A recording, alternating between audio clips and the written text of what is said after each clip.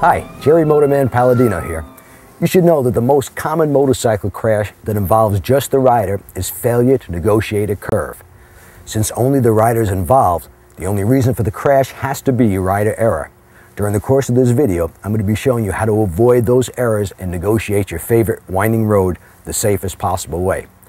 To show you the proper techniques for safe cornering, what better road to do it on than the world-famous Deals Gap Tail of the Dragon. That's 318 turns in 11 miles. Before we go to the Dragon, and to better prepare you for such a challenging stretch of road, let's first head to the parking lot for a little practice. Here's a great exercise that's going to help you in the twisties. This is known as the offset cone weave. If you've got my Ride Like a Pro videos, you've seen this exercise there, and it's extremely helpful with your quick left to right transitions. What we have are 3 sets of cones on this side, 3 on that side.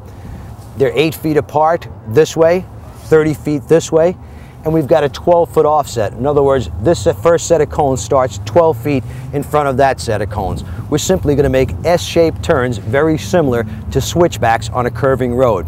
Now, this is a low-speed maneuver, and to make it a little bit quicker, to pick up your speed, all you got to do is separate the cones a little bit. You can make them as wide as 100 feet. I'm going to show you what it looks like. The Dragon is not the place where you want to hear the board scrape for the first time. If you're not familiar with that scraping sound, you probably will panic, straighten up the bike, and run right off the curve. All right, now let's separate the cones a little bit. We'll put them about 100 feet apart, and we'll be able to pick up our speed.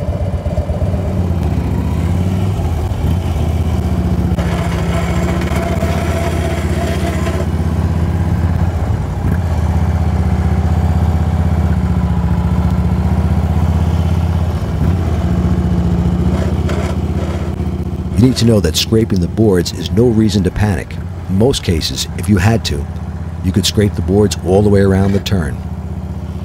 Know that letting off the throttle when you hear the board scrape will cause the bike to come down lower on the rear suspension and limit your ground clearance even further. All right, you've perfected your quick left to right transitions, and you're all ready for the Dragon. The rule for negotiating a curve is outside the curve, inside the curve, outside the curve. Using this rule affords you the best view around the turn.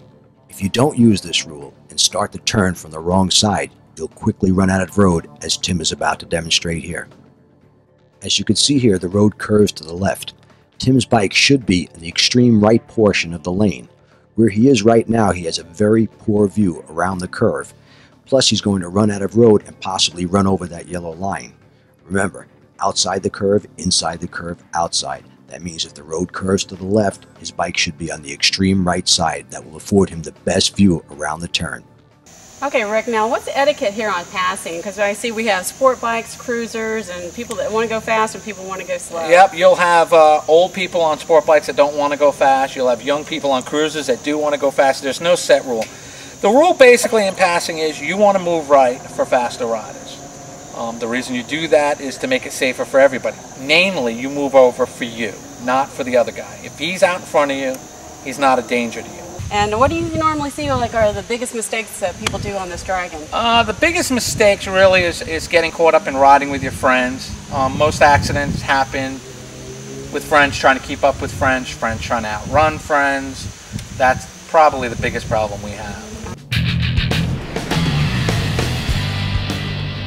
I've had a lot of people write to me and ask me if it's safe to take their cruiser on a road such as this.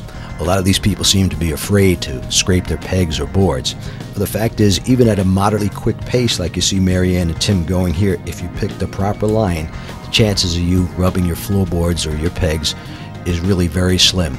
In fact, if you're picking the correct line and going at the proper pace for your skill level, there's no reason really that you should be scraping your boards or pegs around these curves. Here's the perfect execution of the improper use of head and eyes. This rider thinks he's going too fast. It doesn't appear that he is, but he gets a little target fixation. He begins to look at an oncoming vehicle, and remember, the bike goes wherever you look, and he runs right into it. All that rider needed to do was turn his head and eyes to the right and look in the direction he wanted the bike to go. He would have made that turn easily.